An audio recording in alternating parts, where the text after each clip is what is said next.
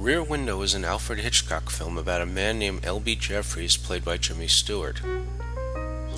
Hitchcock employs story shaping by providing his audience with some background information right in the opening scene. We are told through a phone conversation between Jeffries and his publisher that he is an action photographer who has been laid up in a wheelchair for 7 weeks due to a broken leg he got while on a shoot.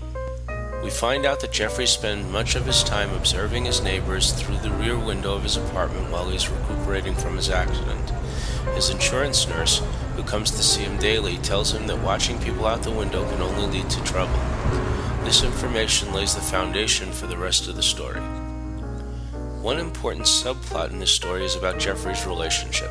In this scene, Jeffries and the nurse have a conversation about his girlfriend named Lisa, played by Grace Kelly. Here, the 3 questions are employed to tell us about Jeffries' relationship. He tells the nurse that she isn't the girl for him to marry because he can't imagine her following him across the globe in action-adventure scenarios, nor can he envision himself settling down to stay with her. She is from a wealthy family, and in Jeffries' mind, she is too perfect for him. Therefore, we know that Jeffries has a girlfriend whom he is contemplating leaving, that the girlfriend's name is Lisa, and we are supposed to feel that they aren't meant to be together.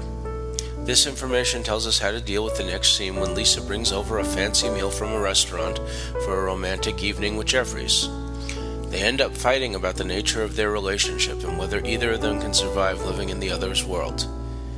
We are not surprised because the scenario was explained in the scene with the nurse. The main story plot is about a murder.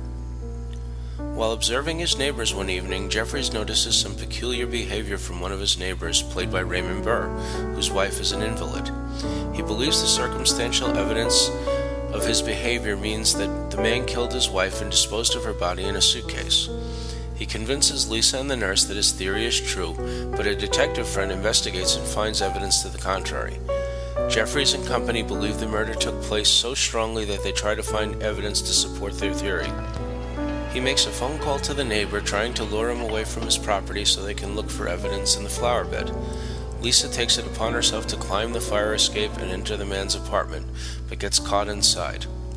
Jeffries calls the police and they take her away before she gets killed. Lisa's actions confirm her ability to handle adventure, so we are now able to believe that she and Jeffries can get married and live the lifestyle he is used to.